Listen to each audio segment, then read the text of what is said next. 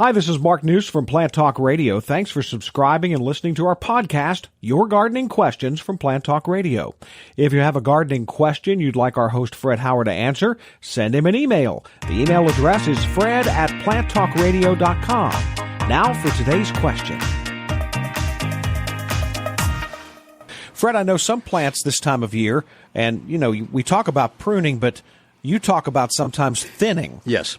Mark, this is, let me go to the initial statement that kind of sets it all up, and that is prune following the bloom. So right now the forsythia is done, the weigela is going to be done soon, the flowering quince is done, lilacs will soon, some of the lilacs will soon be finished. So what happens in general is, at this point in time, we prune and do any pruning that's necessary to modify the plant to our needs, and then it should still, and in theory will, as probably in fact, it will go ahead and flower or set flower buds yet this year, probably by July or August, for next spring's growth.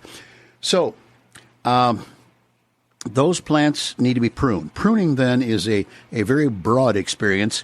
It has to do with the tallest of trees and right on down to ankle height things in between rocks on a patio. So let's just say that right now is a good time to do the pruning. Let's deal with, by name, a viburnum, which is a kind of a robust plant. There are many kinds, but the smallest is probably going to hit 4 feet, and the tallest probably 25 feet. And those plants become either the fat shrub you want or the tall tree you want, or a medium-sized tree you want. But they, like all other plants, have areas that die. Not a disease necessarily. It's just pinched off growth. It's a lot of possibilities. And those stems would be the very first that you would remove, the ones that are dead. Then the next thing you remove is one of the two branches that are crossing and rubbing on each other. Then it comes down to the thinning of a plant. Now, thinning is extremely variable.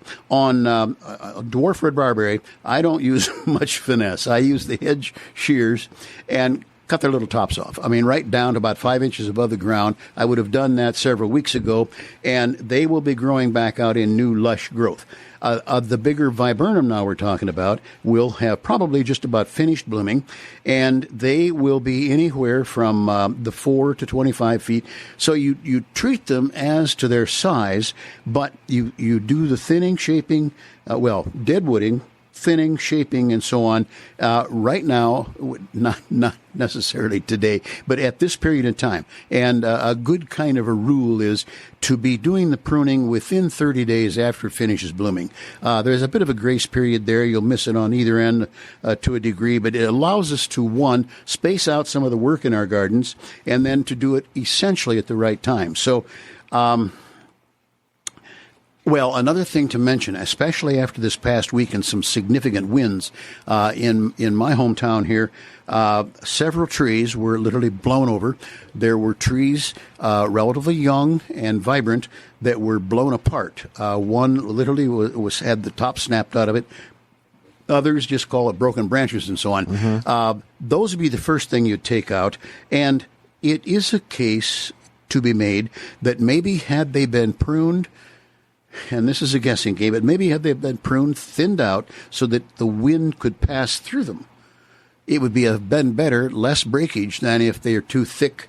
Even though they look beautiful, they're kind of fighting their own battle with holding up against a wind. So there's all kinds of variables in that. Hey, thanks again for listening to our podcast. Be sure to subscribe to our other podcasts as well, the Plant of the Week podcast and the Plant Talk Radio podcast, all on iTunes or your favorite podcast player. If you'd like to sponsor a daily podcast, contact us at fred@planttalkradio.com.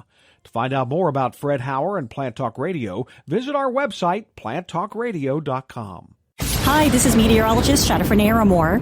You hear my daily forecast. Now you can check out our podcast about one of nature's most fascinating phenomenon, tornadoes. You'll hear from scientists, storm chasers, and storm survivors. Plus, stories never told before.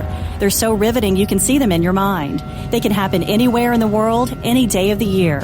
Don't miss the next episode of Tornado Talk.